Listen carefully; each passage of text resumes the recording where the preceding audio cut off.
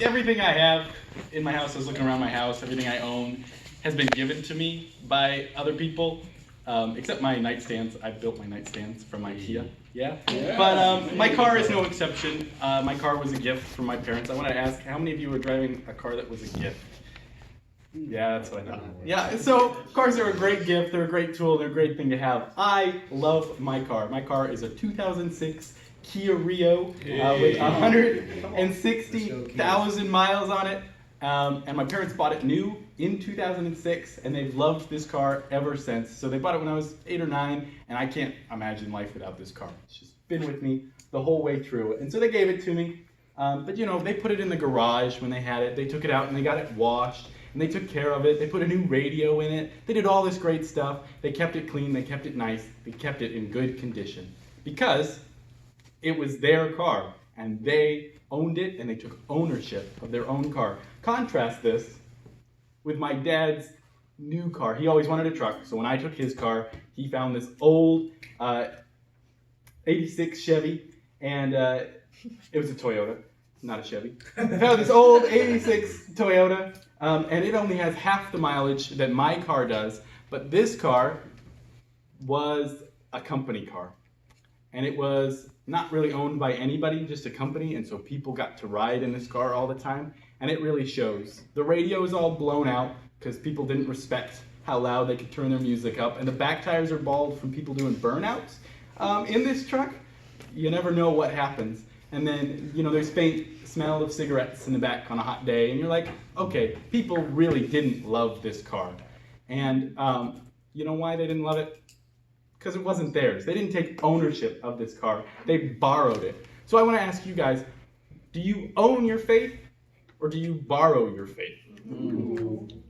I'm going to show you guys a story. You all know the story of the Samaritan woman at the well. Wayne talked about it a little bit. So I'm going to skip right to the end of that story and read you this. She recognizes Jesus and she says, "Oh, Jesus, you're amazing." And she goes out and she goes to her town and she tells people about Jesus. So the people in the town, I'll just read starting in John 4:39 to the end. It says, "Many of the Samaritans from the town believed in Jesus because of the woman's testimony.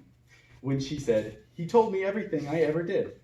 So when the Samaritans came to him, they urged him to stay with them, and he stayed for 2 days.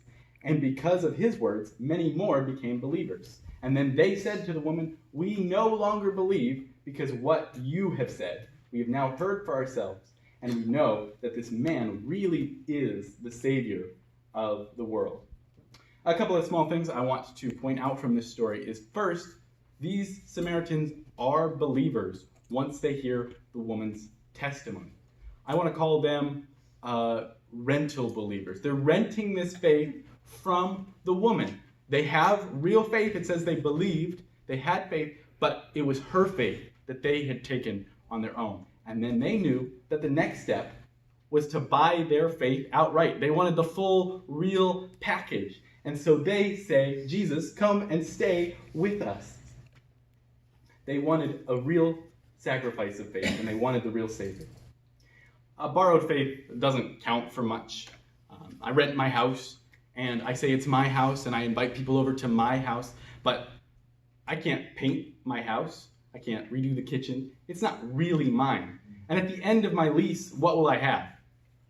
Nothing. I'll be left with nothing at the end of my lease. And for those who buy houses, it's a lot more difficult. It's a lot harder. You have to put the work in. You have to pay for your renters or your housing insurance and all of those things. You have to fix the heat yourself. And it's a lot more difficult to buy a house. But at the end of your payments, what do you have? You have a house. You have your very own house. And so buying is, in a lot of ways, better than renting. So if you may be fooling people by saying, "Look, here's my house, here's my car, I'm going to go do burnouts with it." And people will look at you, and from the outside they'll say, "Yes, this looks real. I get it, it's kind of your car, it's kind of your house, but it's not yours. It's not really, it doesn't really belong to you." And so I want you to look at your own life and say, maybe you're a borrower of faith. Maybe this whole time you've been living off of your parents' faith. Maybe you've been living off a friend's faith. And I want you to go to the real source and actually get a real faith from Jesus like these Samaritans did. You can read all of Jesus' teachings. They're recorded in Matthew, Mark, Luke, and John. And I just want to leave you with this. It's so much easier to rent. But in the end, you're left with nothing.